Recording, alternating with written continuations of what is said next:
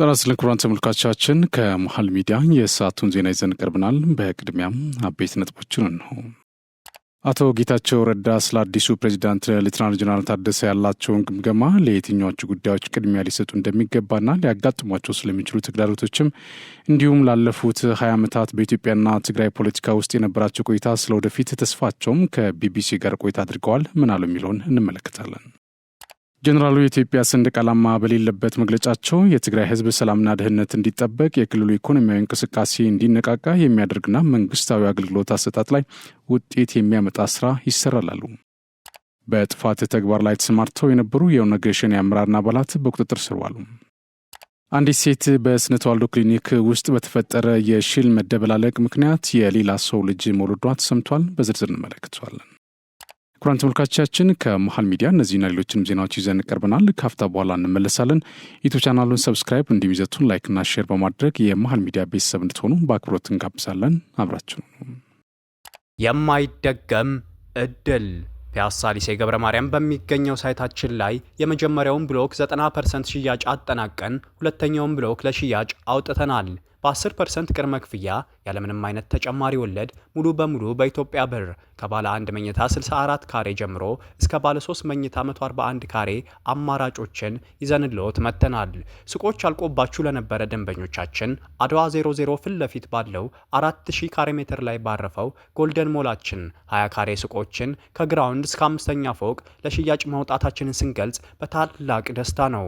እንዲሁም በአጭር ጊዜ ወደ ቤታችሁ መግባት ለምትፈልጉ ደንበኞቻችን ሀያት አደባባይ ገንብተን 90% ባደረስነው ሳይታችን ላይ እየኖሩበት የሚከፍሉበትን አማራጭ ይዘን መጥተናል። ለበለጠ መረጃ 0966 02 9902 ይደውሉ። በቅድሚያ በትግራይ ክልል ኢኮኖሚያዊ እንቅስቃሴ እንዲነቃቃና መንግስታዊ አገልግሎት አሰጣጥ ውጤታማ እንዲሆን በትኩረት ይሰራል ሲሉ የክልሉ ጊዜያዊ አስተዳደር ፕሬዚዳንት ሌተናል ጀነራል ታደሰ ወረደ ገለጹ። መጋቢት 30 2017 ዓ.ም ጠቅላይ ሚኒስትር ዶክተር አብይ አህመድ ሌሎች ከፍተኛ የመንግስት የስራ ኃላፊዎች አህጉራዊና ዓለም አቀፋዊ ዲፕሎማቲክ ማህበረሰብ ተወካዮች በተገኙበት የትግራይ ክልል ጊዜያዊ አስተዳደር የፕሬዝዳንትነት ርክክብ ስነ ስርዓት መካሄዱ ይታወቃል። ጠቅላይ ሚኒስትር ዶክተር አብይ አህመድ በስነ ስርዓቱ ላይ ባደረጉት ንግግር የትግራይ ህዝብ ሰላምና መረጋጋት አግኝቶ የልማት ተጠቃሚ እንዲሆን መንግስት የተጠናከረ ድጋፍ ያደርጋል ብለዋል። የትግራይ ጊዜያዊ አስተዳደር ፕሬዚዳንት ሆነው የተሾሙት ሌተናል ጀነራል ታደሰ ወረደ በቀጣይ ወራት ለማከናወን ያቀዷቸው ስራዎች አስመልክተው ዛሬ የስራ መመሪያ ሰጥቷል። ሌተናል ጀነራል ታደሰ ከካቢኔዎቻቸው ጋር ዛሬ ስብሰባ በማካሄድ በቀጣይ ወራት ሊከናወኑ የሚገባቸው ስራዎች ላይ መክረዋል። በበጀት ዓመቱ ቀሪ ወራት ላይ እያንዳንዱ የመንግስት ተቋማት እቅዱን እንዲከልስና የቀጣይ በጀት ዓመት እቅድ እንዲያዘጋጅ አሳስቧል። የሁሉም ስራዎች ማዕከል የሆነ የፕሪቶሪያው ሰላም ስምምነት በተሟላ መንገድ ተግባራዊ እንዲሆን ይሰራልም ብሏል። የትግራይ ህዝብ ሰላምና ደህንነት እንዲጠበቅ የክልሉ ኢኮኖሚያዊ እንቅስቃሴ እንዲነቃቃ የሚያደርግና መንግስታዊ አገልግሎት አሰጣጥ ላይ ውጤት የሚያመጣ ስራ ይሰራልም ነው ያሉት። ጀነራሉ ይህን ይበሉ እንጂ ማብራሪያውን በሚሰጡበት ወቅት የሁሉም ኢትዮጵያውያን መነሻና መድረሻ የሆነችውን የእናት ሀገር ሰንደቅ ዓላማ ወደ ጎን ብለው የክልሉን ብቻ ሰንደቅ ዓላማ ከጎናቸው አድርገው ነው መግለጫውን የሰጡት። ይህ ባህሪ ደግሞ የህወሓት አንጃው ባህሪና መለያ ከመሆኑም በላይ የማን አለበኝነት ምልክት መሆኑን አንዳንድ ሀሳብ ሰጪዎች ጠቁመዋል። የጊዜያዊ አስተዳደሩ ፕሬዚዳንት የሀገሪቱን ሰላምና ጸጥታ የሚፈታተኑ ማናቸውንም ነገሮች ላያደርጉ በፊርማቸው ያረጋገጡ ሲሆን እንደዚህ አይነት ከባድ ግን ቀላል የሚመስሉ ስህተት ሊለመድ እንደማይገባ ሀሳባቸውን ያጋሩ ግለሰቦች ጠቁመዋል። በትግራይ ጊዜያዊ አስተዳደርና በዶክተር ደብረጽዮን ገብረ ሚካኤል በሚመራው የህወሓት ክንፍ መካከል ያለው መጠዛጠዝ በነባሮች የፓርቲው አመራሮች የበላይነት የተቋጨ ይመስላል። ከሁለቱ ዓመት የትግራይ ክልል ጊዜያዊ አስተዳደር ፕሬዚዳንት ቆይታ በኋላ ማክሰኞ መጋቢት 30 2017 ዓ.ም አቶ ጌታቸው ረዳ ስልጣኑን ለምክትላቸው ሌተናል ጀነራል ታደሰ ወረደ አስረክበዋል። ቀጣይ መዳረሻቸው በግልጽ ያልታወቀው የቀድሞ የክልሉ ጊዜያዊ አስተዳደር ፕሬዚዳንት አቶ ጌታቸው ትናንት ረቡዕ ሚያዝያ 1 2017 ዓ.ም ከቢቢሲ ፎከስ ኦን አፍሪካ አቅራቢ ዋሂጊ ማወራ ጋር ቃለመጠይቅ አድርገዋል። በዚህ ቃለመጠይቅ ከ2015 ዓ.ም ጀምሮ ሲመሩት ስለነበረው ጊዜያዊ አስተዳደር ስላጋጠሙት ተግዳሮቶች ተናግረዋል። ስለ አዲሱ ፕሬዚዳንት ሌተናል ጀነራል ታደሰ ያላቸውን ግምገማም አጋርቷል። አዲሱ ፕሬዚዳንት ለየትኛዎቹ ጉዳዮች ቅድሚያ ሊሰጡ እንደሚገባና ሊያጋጥሟቸው ስለሚችሉ ተግዳሮቶችም ገልጿል። ላለፉት 20 ዓመታት በኢትዮጵያና ትግራይ ፖለቲካ ውስጥ የቆዩት አቶ ጌታቸው ስለ ወደፊት ተሳትፏቸውም ተናግሯል። በቃለመጠይቁ ቢቢሲ የ2 ዓመት የስልጣን ዘመኑን መለስ ብለው ሲያዩት ቁልፍ ተብለው የሚጠቀሱ ስኬቶቹ ምን ነበሩ ብሎ ላቀረበላቸው ጥያቄ አቶ ጌታቸው ረዳ ሲመልሱ በድጋሚ ልንገባበት እንችል የነበረው ጦርነት ተመልሶ እንዳያገረሽ ማድረጋችን እንዲሁም ለለውጥ ያለን ተነሳሽነትና የሰላም ጉጉትን መጥቀስ እችላለሁ ማለት የሚችለው ይህን ነው ሲሉ መልሷል። ቢቢሲ በስልጣን ዘመኖ የሚጸጽቱት ነገር አለ ምናልባት ያመለጡ እድሎች ብሎ ላቀረበላቸው ጥያቄ አቶ ጌታቸው ረዳም አዎ ጸጸት ማለት ቀደም ብለን ልናከናውኑ እንችል የነበርናቸው እና ማድረግ የነበሩብን ጉዳዮች ነበሩ። ለምሳሌ ተፈናቃዮችን መመለስ እንዳለመታደል ሆኖ በትግራይ ውስጥ ያለው ለማይጠቅም ስልጣን የሚደረግ የውስጥ ለውስጥ ሽኩቻ ይህንን እንዳንፈጽም አዳጋች አድርጎታል። የሚጸጽተን ዋነኛው ተጠያቂ እኔ ስለሆንኩ ብቻ አይደለም፣ ነገር ግን አሁን ያለንበት ሁኔታ ውስጥ እንድንገባ ያደረገው መጓተት አካል ነበርኩ ሲሉ መልሷል።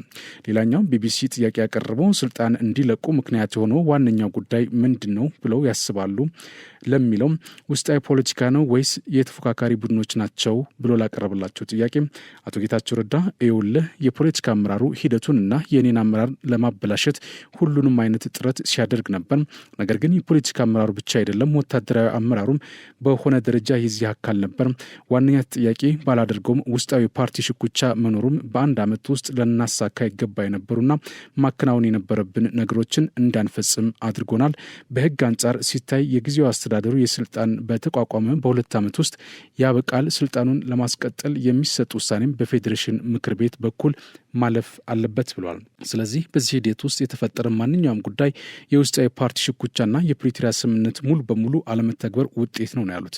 በሁለተኛ ደረጃ ፌዴራል መንግስት የአመራር ለውጥ መደረግ እንዳለበት ከተስማሙ ይህንን ማድረጋቸው ምክንያታዊ ይመስለኛል። የእኔ መልቀቅ የብዙ ምክንያቶች ውጤት ነው። ከሁሉም ዋነኛው ግን የትግራይ ህዝብ ህይወት እንዲከብድ ያደረገው የፓርቲ ውስጣዊ ሽኩቻ ነው ሲሉ አንኳር ችግሩን ተናግሯል። በሌላ በኩል ቢቢሲ ከስልጣን የለቀቁት በፈቃደኝነት ነው ወይ ፓርቲው መጥቶ ለቀጣዩ ምዕራፍ ሲባል እንዲወርዱ ጠይቆት ነው ብሎ ጠይቋቸዋል። አቶ ጌታቸው ረዳም አይደለም የምን ፓርቲ በህወሓት ውስጥ ያለው አንጃ ይህንን ሂደት ሲያበላሽ ነበር። ሁሉንም አይነት የጀርባ ድርድር ሲያከናውን ነበር። ለፌዴራል መንግስት ይህንንም ያንንም ሲያቀርብ ነበር። የጊዜው አስተዳደሩን ፕሬዚዳንት የመሾም ስልጣን ያላቸው ለጠቅላይ ሚኒስትሩ አይሆንም እያሉም ነበር። አሁን ግን ከጊዜው አስተዳደሩ የስልጣን ዘመን መጠናቀቅ ጋር ተያይዞ ጠቅላይ ሚኒስትሩ ሌላ አማራጭ ማየታችን ተገቢ ይሆን እንደሆነ ጠይቀው ነበር። እኔ ስልጣኑን ተጠቅሜ ለምሳሌ እንደ የተፈናቃዮች መመለስ ባሉ ስራዎች ላይ ያከናወንኩትን ጥቂት ሆኖ ሳለም ስልጣን ይዞ የመቀጠል ፍላጎት ያለኝ ሰው አይደለሁም ብሏል። ስለዚህ ለእኔ ጉዳዩ የጊዜው አስተዳደሩ የስልጣን ዘመን ሲጠናቀቅ አይቀሬ የነበረ ነው። እኔ በፕሬዚዳንትነት እንድቀጥል ለማድረግ ልዩ የሆነ አሰራር መኖር ነበረበት ማለት ነው። ነገር ግን ለዚያ ስልጣን ሲታገሉ የነበሩ ማንኛውም አካላት አሁን ካለንበት ቅርቃር ለማስወጣት የሚችል ፈጣን መውጫ መንገድ ገና አላቀረቡም ሲሉ ተደምጧል። ቢቢሲ ስለ አዲሱ ፕሬዚዳንት ይንገሩን፣ የእርሳቸው ሹመት ለትግራይ ክልል ምን ማለት ነው ብሎ ጠይቋቸዋል። አቶ ጌታቸው ረዳም በዚህ ጉዳይ ላይ መናገር የምፈልገው ትንሽ ነው። የማውቀው ነገር የኔ ምክትል ፕሬዚዳንት እንደነበረና በአስተዳደሪ ውስጥ ለሚገኙ ዋነኛ ጉዳዮች ኃላፊነት እንደሚወስድ ሰው እኔ የተወኳቸው ነገሮች ይዞ ይቀጥላል ብዬ እንደምጠብቅ ነው። በብዙዎቹ ውድቀቶች ላይ ከሌሎች ሰዎች በተለየ ከእኔ እኩል ተጠያቂ ነበር። ስለዚህ እኔ ከተወኩበት ቀጥሎና መከናወን ባለባቸው ጉዳዮች ላይ ማስተካከያ እንዲያደርግ እጠብቃለሁ። እርግጥ ነው የፓርቲውን ችግር ለመፍታት አስማታዊ መፍትሄ ማምጣት ስላለበት ስራው ተቆጥሮ ተሰጥቶታል ነው ያሉት። ፓርቲው ፕሬዚዳንቱን እንደሾመው ያስባል። ጠቅላይ ሚኒስትሩ ደግሞ ራሱ እንደሾመው ይናገራል። እንዳለመታደል ያጋጥመዋል ብዬ የማስበው አንዱ ተግዳሮት አሁንም ስልጣኑን ጠቅልሎ ለመያዝ ከሚፈልገው የህወሓት አንጃ የሚመጣው ከቁጥጥር ውጭ የሆነ የስልጣን ጥማት ነው ብሏል። ይህንን የመጋፈጥ አቅሙና ክህሎቱ ይኖራል ወይ የሚለው ጉዳይ የሚታይ ይሆናል። እኔ እንደሚገባኝ ግን ባለፉት 2 ዓመታት ሁሉንም ልምድ አግኝቷል። ስለዚህ ጊዜው አስተዳደሩ ቃል ኪዳኑን መጠበቅ አለመቻሉ የእርሱም ዋነኛ ውድቀት ነው። ይህንን ማስተካከል አለበት ሲሉ ተደምጧል። ቢቢሲ ጊዜው አስተዳደሩ ራሱን እዚህ ሁኔታ ውስጥ አግኝቶታል። እርስዎ የተወሰነውን ኃላፊነት እንደሚወስዱ ነገር ግን ሌተናል ጀነራል ታደሰ ብዙውን እንደሚሸከሙ ተናግሯል። ስለዚህ ለምን ስልጣኑን ለእርሳቸው መስጠት አስፈለገ? የችግሩ አካል ከነበረ ለምን ይመራሉ ብሎ ጠይቋል። አቶ ጌታቸው ረዳ ይህ የእኔ ውሳኔ አይደለም። ፕሬዚዳንት እንዲሾም ብጠይቅ እየለቀቀ ያለ ፕሬዚዳንት ተተኪውን እንዲሾም ማድረግ ትክክል አይሆንም። ከጠቅላይ ሚኒስትሩ ጋር በነበረን ምክክር ያንን ስልጣን ሲጎመዡ ከነበሩ ከሁሉም ሰዎች የተሻለው እርሱ እንደሆነ ሊያሳምኑኝ ሞክረዋል። ስለዚህ የመጨረሻው ውሳኔ የጠቅላይ ሚኒስትሩ ነው። አሁን መናገር የሚችለው ስራው ተቆጥሮ የተሰጠው ታደሰም ስራውን በሚገባ እንዲሰራም በህወሓት ከፍተኛ አመራሮች አስቀያሚ ፖለቲካ ውስጥ ውስብስቡን ጉዞ እንዳያደርግ እንዲሁም ክልሉ ያጋጠመውን የጸጥታ፣ ኢኮኖሚ፣ ፖለቲካዊ ችግሮች ክምር እንዲፈታ ተስፋ እንደማደርግ ነው። ከሁሉም በላይ በተፈናቃዮች መመለስና የትግራይ ህገ መንግስታዊ ግዛቶች መመለስ ላይ ትኩረት እንደሚያደርግም ተስፋ አድርጋለሁ ብሏል። ቢቢሲ ከሌተናል ጀነራል ታደሰ ጋር የማውራት እድሉን አግኝተው ነበር ብሎ ለጠየቃቸው ጥያቄ አቶ ጌታቸው ረዳ ምክር አልተጠየቅኩም ነበር። በዚህ ጉዳይ ላይ የካበተ ልምድ ላለው ሰውም ምክር የማቅረብ ፍላጎትም አልነበረብኝም ብለዋል። ቢቢሲ ቅድሚያ ሊሰጣቸው የሚገቡ ጉዳዮች ምንድን ናቸው ብሎ ያስባሉ? በ10 ሺዎች የሚቆጠሩ ሰዎች ተፈናቅለዋል። ትልቁ ውድቀቱ ተፈናቃዮችን መመለስ አለመቻለው እንደሆነ ገልጿል። አዲሱ አመራር ምን አይነት አስቸኳይ እርምጃዎችን ይውሰድ ብለው ይላሉ ብሎ ላቀረብላቸው ጥያቄ አቶ ጌታቸው ረዳ የጊዜው አስተዳደሩ ፕሬዚዳንት አሁን ላይ ቅድሚያ ሊሰጣቸው ይገባል ተብለው የተዘረዘሩ ጉዳዮችን የያዘ ስምምነት ላይ ፈርሟል። ለእኔ ግን በጣም አሳሳቢው ነገር የፕሪቶሪያ ስምምነት ሙሉ በሙሉ የመተግበር ጉዳይ ነው። ትጥቅ መፍታትና መልሶ መቋቋም አንዱ ጉዳይ ነው። የተፈናቃዮች መመለስ ግን ምናልባትም ከሁሉም እጅግ አስፈላጊው ነገር ሊሆን ነው። ይህ ለመቆጣጠር እጅጉን ያዳገተን ጉዳይ ነው። በዚህ ደስተኛ ያልሆነውና ራሱን የትግራይ ህዝብ ብቸኛ አዳኝ አድርጎ የሚስለው የህወሓት አንጃ ይህንን የሚያከናውንበት እድል ይሰጠው እንደሆን የምናየው ይሆናል። ቢቢሲ መለስ ብለው ሲያዩት በስልጣን ላይ በነበሩበት ጊዜ ምንም ስህተት ሰርተዋል፣ የፕሪቶሪያው ስምምነት ሙሉ በሙሉ እንዲፈጸም ምን የተሻለ መስራት ነበረበት ብሎ ጠይቋቸዋል። አቶ ጌታቸው ረዳ የስምምነቱ አፈጻጸም በተደራጀ መልኩ መምራት ነበረብን፣ ሁሉም ባለድርሻ አካላት እንዲሳተፉ ማድረግ ነበረብን። ድርድር ምን እንደሆነ እንኳን ከማያውቁ 5 የህወሓት ስራ አስፈጻሚ ኮሚቴ አባላት ከመጣበቅ ይልቅ ሲቪል ማህበረሰቡን ማሳተፍ ነበረብን። ሰፊ ፍላጎት በህዝቡ በሰላም መመለስ እንጂ የተፈናቃዮችን ጉዳይ ያስቀያሚ ፖለቲካ መጫወቻም የማድረግ ፍላጎት የሌለውን የወጣቱን እንቅስቃሴ እንዳጠቃላይ ማሳተፍ ነበረብን። ዋነኛ ስህተት ብዬ የምጠቅሰው ይህንን ነው ሲሉ ምላሻቸውን ሰጥተዋል። በጥፋት ተግባር ላይ ተሰማርተው የነበሩ የኦነግ ሸኔ አመራር አባላት በቁጥጥር ስር ዋሉ። በምዕራብ ቦረና ዞን ሞያሌና አካባቢው በተለያዩ ህብረተሰብ ክፍሎች ላይ ዘረፋና በደል ሲፈጽሙ የነበሩ የኦነግ ሸኔና ራሱን አብቶርቤ እያለ የሚጠራው የጥፋት ቡድን አመራርና አባላት በቁጥጥር ስር መዋላቸውን የኮር ዋና አዛዥ ኮሎኔል ግርማ አየለ ተናግሯል። የቡድኖች አባላት ህብረተሰቡን፣ የመንግስት የስራ ኃላፊዎችና ባለሀብቶችን በማገት በመግደልና አስፈራርተው በመዝረፍ የጥፋት ዓላማቸውን ለማሳካት ሲጥሩ እንደቆዩ በማስታወስ የኮር ሰራዊት በቀጠናው እያደረገ በሚገኘው ጠንካራ ስምሪት በርካታ ቁጥር ያላቸው አብቴሮቤ የሚባሉ የኦነግ ሸኔ ጉዳይ አስፈጻሚ አባላትና አመራሮች በቁጥጥር ስር ውሏል ብሏል። ሰራዊቱ በቀጠናዊ ሰላም አማራጭን ባልተቀበሉ ቀሪ የጸረ ሰላም ኃይል አባላት ላይ የተቀናጀ እርምጃ እየወሰደ መሆኑን ያብራሩት ከፍተኛ መኮንኑ የአካባቢው ህብረተሰብ የጸረ ሰላም ኃይሎችን እኩይ ሴራ በማጋለጥና ለመከላከያ ሰራዊት አሳልፎ መስጠት የተለመደ ትብብሩን አጠናክሮ ይቀጥል እንደሚገባው አመላክተዋል።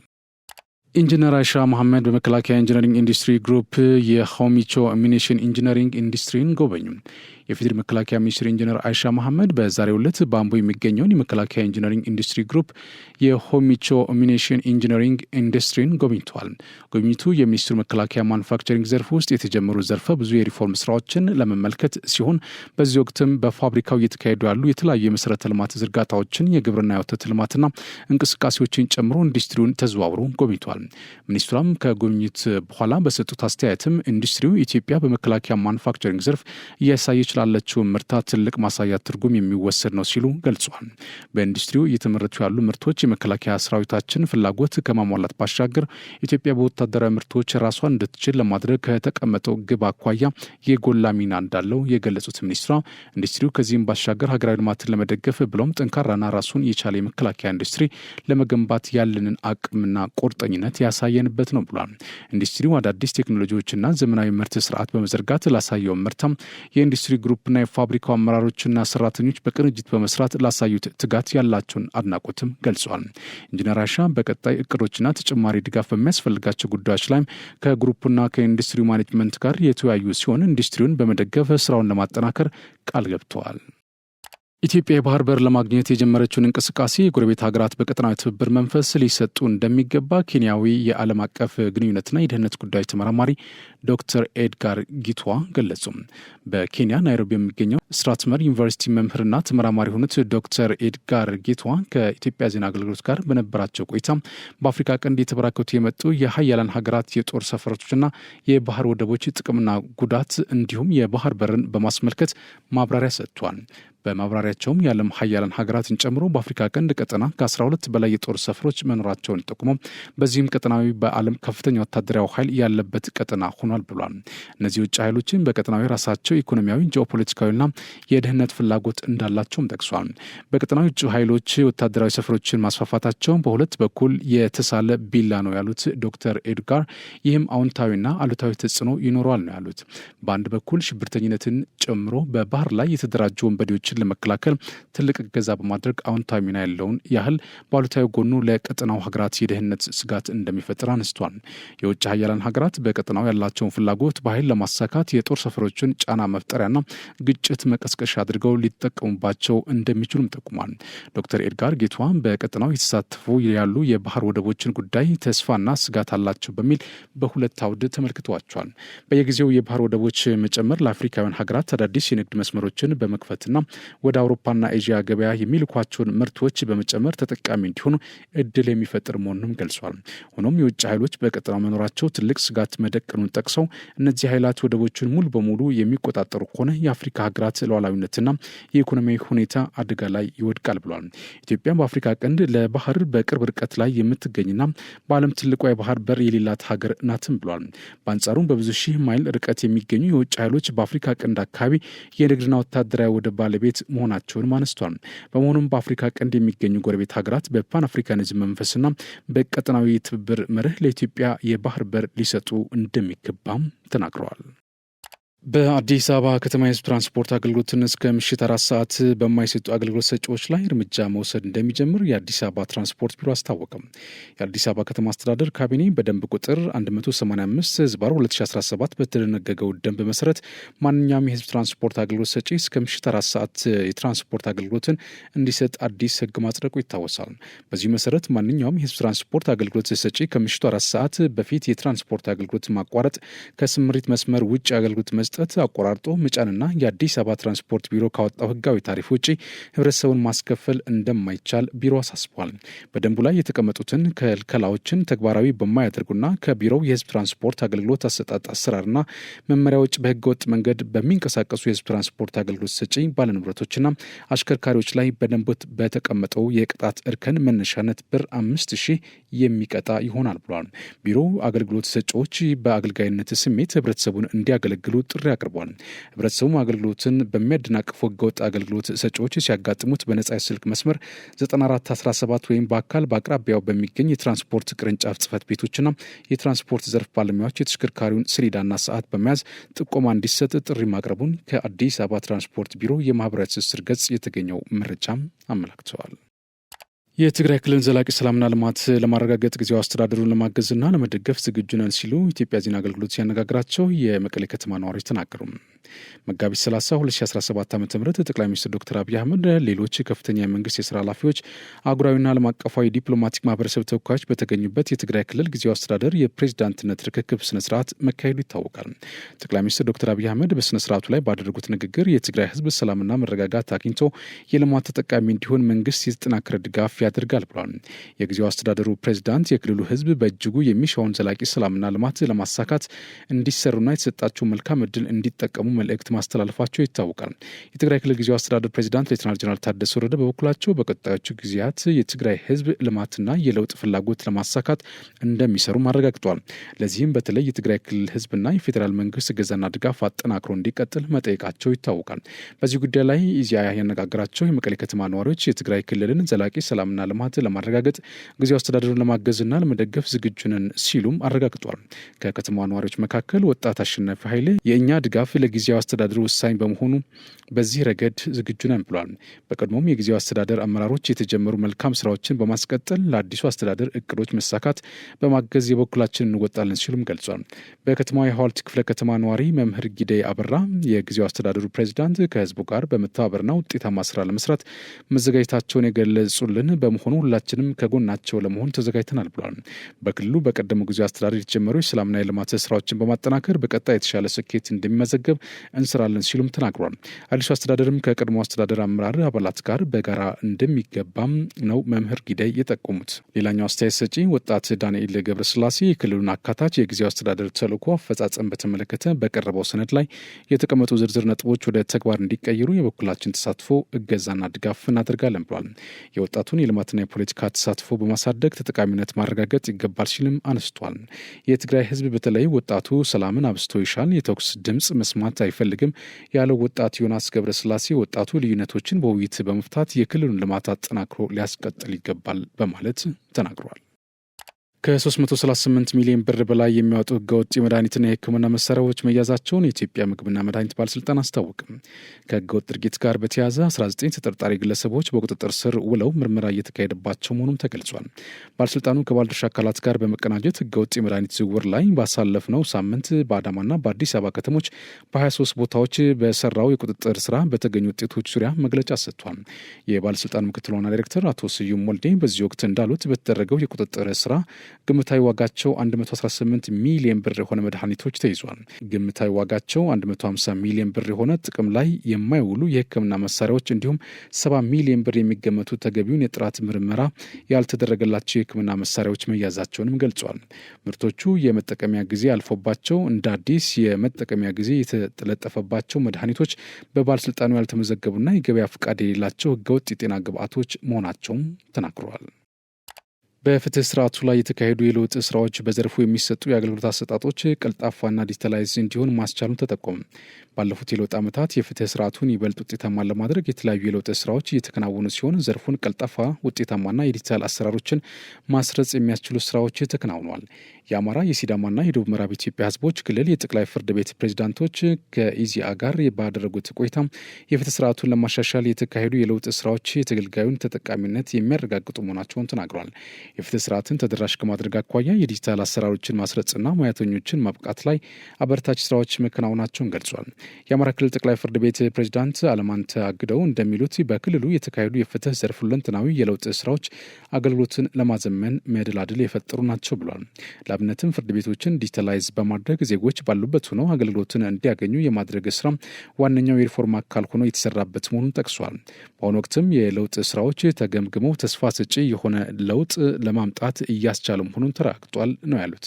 በዚህ የሪፎርም ስራ የክልሉን የዳኝነት ስራ ማጠናከሪያ አዋጅ በማውጣት ወደ ተግባር ተገብቶ እየተሰራበት እንደሆነም ነው ያነሱት።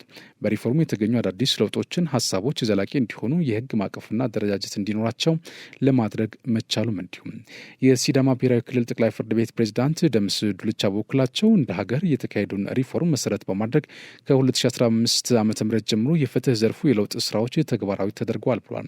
በዚህም በዘርፉ በየደረጃው የሚታዩ ችግሮችን የመለየትና በዋናነትም ተገልጋዩ ማህበረሰብ የሚያነሳቸውን ቅሬታዎች ለመፍታት የተሰራ መሆኑን ነው የገለጹት።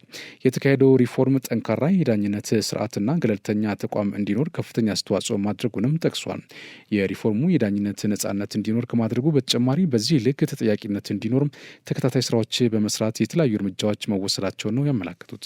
የደቡብ ምዕራብ ኢትዮጵያ ህዝቦች ክልል ጠቅላይ ፍርድ ቤት ፕሬዝዳንት ቆጭት ገብረ ማርያም በበኩላቸው ሪፎርሙ የፍትህ ስርዓት ይበልጥ ተአማኒነት እንዲያተርፍ እያደረገ ነው ብሏል። በተለይም በሀብትና በሰው ኃይል አስተዳደር ዘርፍ ነጻና ገለልተኛ ሆኖ ራሱን ችሎ እንዲሰራ ለማድረግ ሰፊ እድል ይዞ መጥቷል ብለዋል። መምህራን ተማሪዎቻቸው በእውቀት ብቻ ሳይሆን በባህሪ ምስጉን እንዲሆኑ ማነጽ ይጠበቅባቸዋል ሲሉ የትምህርት ሚኒስትሩ ፕሮፌሰር ብርሃኑ ነጋ ገለጹ። ሚኒስትሩ በጂንካ ከተማ እየተካሄደ ባለው የደቡብ ክልል ትምህርት ጉባኤ ላይ ተገኝተው ባስተላለፉት መልእክት ባለፉት ዓመታት እንደ ሀገር በትምህርት ጥራት ላይ ለገጠሙ ችግሮች መፍትሄው የጋራ ጥረትን ይጠይቃል ብለዋል። በተለይ የግብረ ገብነት ትምህርት መላላት ኩረጃን የሚያስቀድምና ለመምህር ክብር የማይሰጥ ትውልድ እንዲፈጠር ማድረጉም ተናግሯል። ችግሩን በዘላቂነት ለመፍታት ተማሪዎችን በትምህርት ቤት እውቀት ከማስጨበጥ ባለፈ በባህሪ ምስጉን እንዲሆኑ በጋራ መስራት የግድ የሆነበት ጊዜ እንደሆነም አነስቷል። ትውልዱ በግብረ ገብነት ከታነጸ በምክንያታዊ አስተሳሰብ የተቃኘ በንግግር የሚያምንና ታላላቆችን የሚያከብር ይሆናል ያሉት ሚኒስትሩ ይህም የሁላችንን ብርቱ ጥረት ማድረግ ይጠይቃል ብለዋል። ትምህርት ቤቶች የእውቀት ማዕድ በመሆናቸው ከመደበኛ እውቀት በተጨማሪ ተማሪዎች ከማህበረሰቡ ጋር እንዴት መኖር እንዳለባቸው የሚማሩባቸው ክህሎቶች ማስረጽ አስፈላጊ መሆኑን ሚኒስትሩ አስገንዝበዋል። እነዚህ ክህሎቶች ከግብረ ገብ ትምህርት ጋር በማስተሳሰር ተማሪዎችን በመልካም ስነ ምግባር መቅረጽ እንደሚገባ ጠቅሰው ራሳቸው መምህራንም በባህሪያቸው ምስጉንና ለሌሎች አርአያ ሊሆኑ ይገባል ሲሉ አክለዋል። በመድረኩ ላይ የክልሉ ርዕሰ መስተዳድር አቶ ጥላሁን ከበደን ጨምሮ ከፍተኛ የመንግስት የስራ ኃላፊዎችና ባለድርሻ አካላትም ተገኝተዋል። የኢትዮጵያ አየር መንገድ ዜድ 400 የተሰኙ አውሮፕላን መቀመጫዎችን መግዛት ሳፍራን ከተባለ የአውሮፕላን ቁሳቁስ አምራች ኩባንያ ጋር ስምምነት መፈራረሙ ተገለጸ። በስምምነቱ መሰረት ኩባንያው ለአየር መንገዱ 8 የቦይንግ 777-9 አውሮፕላኖች ኢኮኖሚ ክፍል የሚሆኑ መቀመጫዎችን እንደሚያቀርብ ታውቋል። በኢትዮጵያ አየር መንገድ የተመረጡት ዜድ 400 መቀመጫዎች ለተሳፋሪዎች የተሻለ ምቾት የሚሰጡ መሆናቸውንም ከአየር መንገዱ የተገኘው መረጃም አመላክተዋል። ኢትዮጵያን ጨምሮ በ7 የምስራቅ አፍሪካ ሀገራት ከመደበኛው በላይ ዝናብ የሚጠበቅ መሆኑን የምስራቅ አፍሪካ አየር ሁኔታ መረጃ አገልግሎት ኢኪፖክ አስታወቀም። ኢኪፖክ የቀጣዮችን 8 ቀናት የአየር ትንበያ መረጃ እንደሚያመላክተው በምስራቅ አፍሪካ ሀገራት ከመደበኛው በላይ መጠነኛና ዝቅተኛ የዝናብ ስርጭት የሚኖር ይሆናል። በዚህ መሰረት የዝናብ ስርጭቱ በደቡብና ማዕከላዊ ኢትዮጵያ፣ ደቡብ ሱዳን፣ ኡጋንዳ፣ ሩዋንዳ፣ ቡሩንዲ፣ ታንዛኒያ ምዕራብ ክፍል፣ በኬንያ በርካታ አካባቢዎችና በሶማሊያ ደቡባዊ ክፍል ከመደበኛው ከፍ ያለ ዝናብ ይኖራል ብሏል። በታንዛኒያ አብዛኛው አካባቢዎች፣ ሶማሊያ፣ ጅቡቲና ኤርትራ፣ በኬንያ ምስራቃዊ ክፍል፣ በደቡብ ሱዳንና የሶማሊያ ደቡባዊ ክፍል ከፍተኛ የሙቀት መጠን እንደሚኖር ይጠበቃል። በመሆኑም በእነዚህ አካባቢዎች የጎርፍ አደጋ ሊከሰት ስለሚችል ጥንቃቄ መደረግ እንዳለበት አመላክቷል። የምስራቅ አፍሪካ አየር ሁኔታ መረጃ አገልግሎት ኢኬፓክ በኢጋድ ስር ሆኖ የአየር ትንበያን፣ ሌሎች ተያያዥ ተግባራትን የሚያከናውን ቀጠናዊ ተቋም መሆኑ ይታወቃል። በኦሮሚያ ክልል ግብርናውን በማዘመንና ሜካናይዜሽንን በማስፋፋት አበረታች ውጤት የተመዘገቡ መሆኑን የክልሉ ግብርና ቢሮ አስታወቅም። የግብርና ዘርፍ በማዘመን በዘርፉ ያለውን ምርትና ምርታማነት ማሳደግ፣ አርሶ አደሩን ከተረጅነት በማላቀቅ ወደ ምርታማነትን ማስገባትና ተጠቃሚነቱን ማሳደግ የግብርና ዘርፉ የትኩረት አቅጣጫዎች ናቸው። የኦሮሚያ ክልላዊ መንግስትም ዘርፉን በማዘመን ህብረተሰቡን ተጠቃሚ የሚያደርጉ የተለያዩ የግብርና ኢኒሼቲቮችን ቀርጾ ተግባራዊ በማድረግ ላይ ይገኛል። ክልሉ ግብርናውን በቴክኖሎጂ በመደገፍ የአርሶ አደሩን ምርትና ምርታማነት በማሳደግ ተጠቃሚነቱን ማረጋገጥ ግቡ አድርጎ በርካታ ተግባራትን ማከናውኗል። በክልሉ ባለፉት ዓመታት በተከናወኑ የግብርና ሜካናይዜሽን ስራዎች ምርትና ምርታማነትን ከማሳደግ ባለፈ ምርትን ከብክነት በጸዳ መልኩ በጥራትና በብዛት ለማምረትና ለመሰብሰብ ማስቻሉም ተመልክቷል።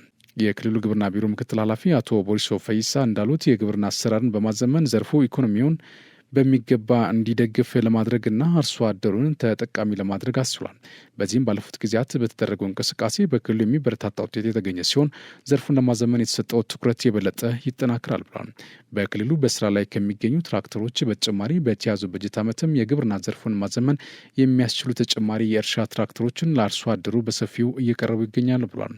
አቶ ቦሪሶ እንዳሉት አርሶ አደሩ ከአሁን በፊት በበሬ በብዙም ድካም ከሩብ ሄክታር ያልበለጠ ያርስ እንደነበር አስታውሰው በአሁኑ ጊዜ በትራክተር በቀን ከ5 እስከ 10 ሄክታር መሬት ማረስ መቻሉን ተናግሯል።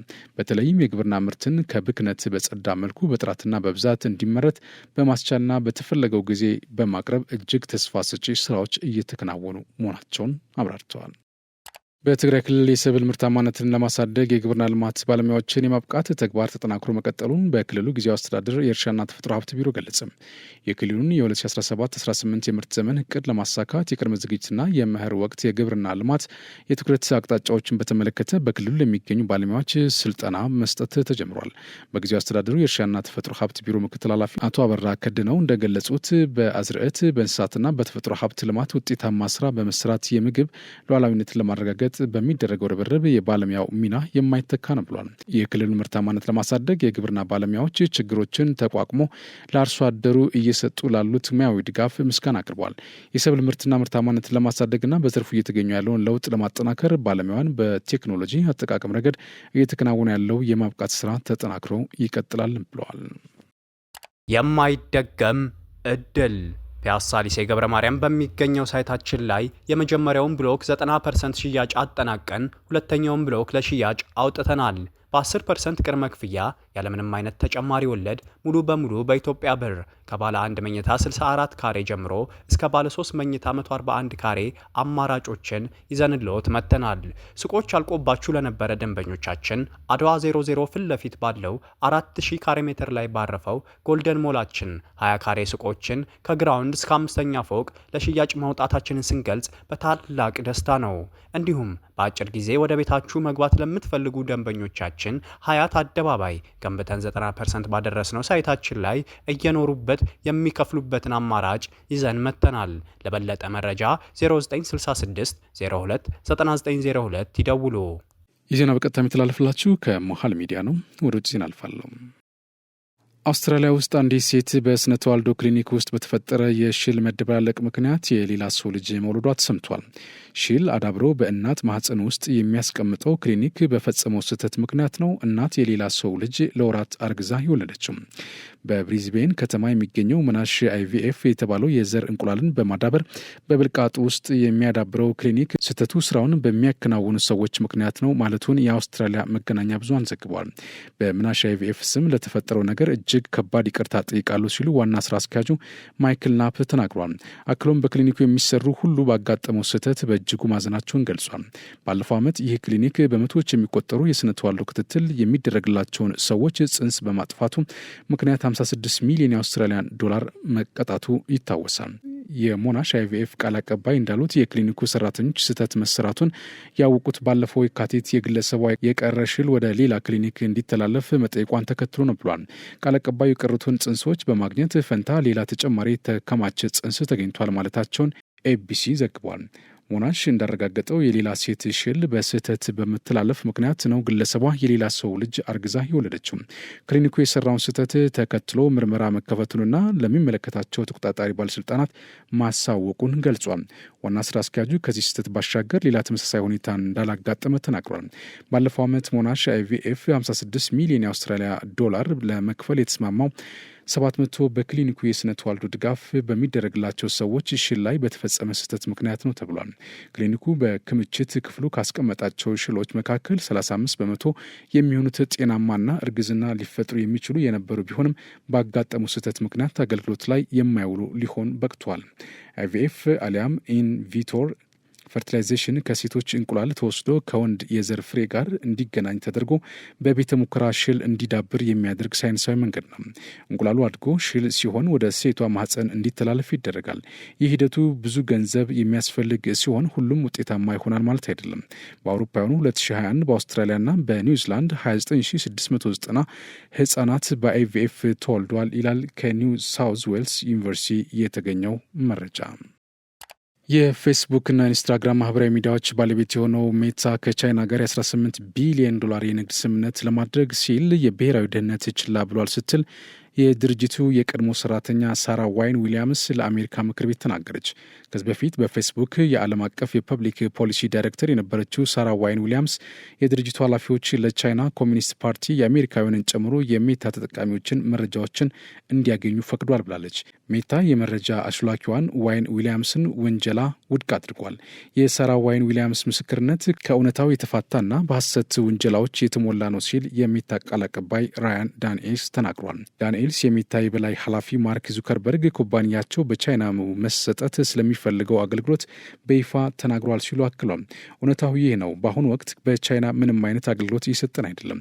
ሜታ ይህንን ይበል እንጂ ኩባንያው አሁንም በቻይና ከሚገኙ የማስታወቂያ ድርጅቶች ገቢ ያገኛል። ዋይን ዊሊያምስ በአሜሪካ ምክር ቤት ሴኔት የህግ ንዑስ ኮሚቴ ፊት ቀርባ ስለ ሜታ ባስረዳችበት ወቅት የፌስቡክና የኢንስታግራም ማህበራዊ ሚዲያዎች እናት ኩባንያ ከቤጂንግ ጋር የቻይና ኮሚኒስት ፓርቲ ተቃዋሚዎችን በማፈር ረገድ እጅና ጓንት ሆኖ ሲሰራ ነበር ብላለች። በተለይም ደግሞ ሜታ ቻይና በስደት አሜሪካ የሚኖሩትን የጎኦ ወንጎኦ የፌስቡክ አካውንት እንዲዘጋ ላቀረበችው ጥያቄ ተገዥ ሆኗል ብላለች። ሜታ በበኩሉ የጎኦ ገጽ እንዲታገድና ጽሁፋቸው እንዳይወጣ የሆነው የኩባንያው ፖሊሲ የሚቃረን ሆኖ በማግኘቴ ነው ብሏል። የቻይና ኮሚኒስት ፓርቲና ማርክ ዙከርበርግ የሚጋሩት አንድ ነገር ተቺዎቻቸውን ዝም ማሰኘት መፈለጋቸው ነው። ይህንን ከራሴ ልምድ ተነስቼ መናገር እችላለሁ ስትል በሴኔት ፊት ቀርባ ምስክርነቷን ስትሰጥ ተናግራለች።